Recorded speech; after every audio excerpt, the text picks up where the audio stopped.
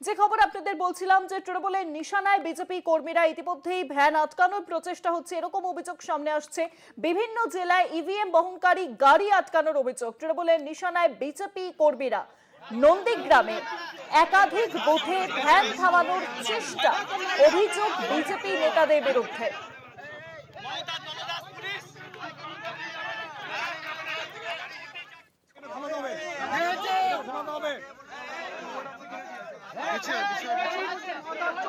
একদিকে যখন নন্দীগ্রামে অভিযোগ হচ্ছে, পাশাপাশি আপনাদেরকে জানিয়ে রাখবো যে বোলপুর বিধানসভার কালিশায়ের অঞ্চল থেকেও কিন্তু এরকম অভিযোগ সামনে আসছে।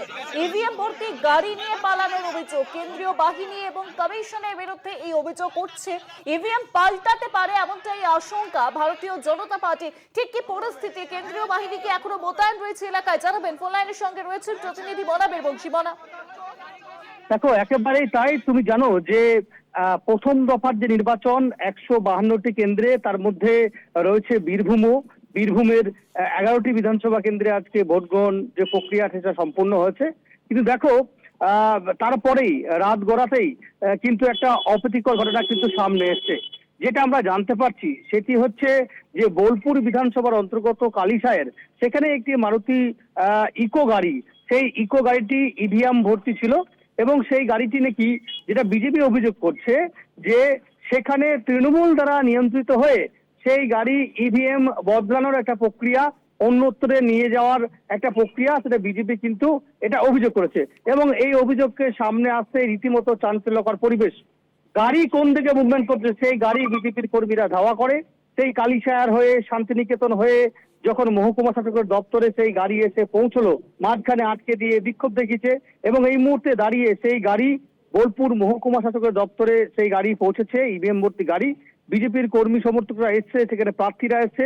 তাদের বক্তব্য যে তৃণমূল আইপ্যাক দ্বারা এটাকে ম্যানিপুলেট করার চেষ্টা করছে, সেই গাড়ি অন্যত্র সরানোর চেষ্টা করেছে। কিন্তু দেখো, একটা বিষয় এই মুহূর্তে দাঁড়িয়ে প্রশ্ন রয়ে যাচ্ছে যে পুরো সম্পন্ন এই নির্বাচন প্রক্রিয়াটা, সেই প্রক্রিয়াটা তো করছে নির্বাচন কমিশন, সেখানে কড়া দায়িত্ব রয়েছে কেন্দ্রীয় বাহিনী।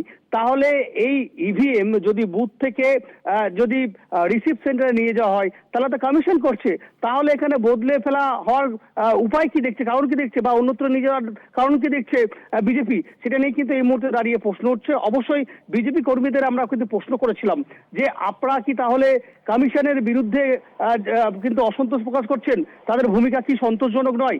বিজেপি কর্মীরা বলছেন এটাও যে নয় এমনটা নয়, কমিশন কি করছে, কমিশনের ভূমিকা নিয়েও কিন্তু বিজেপি কর্মীরা কিন্তু প্রশ্ন তুলেছেন।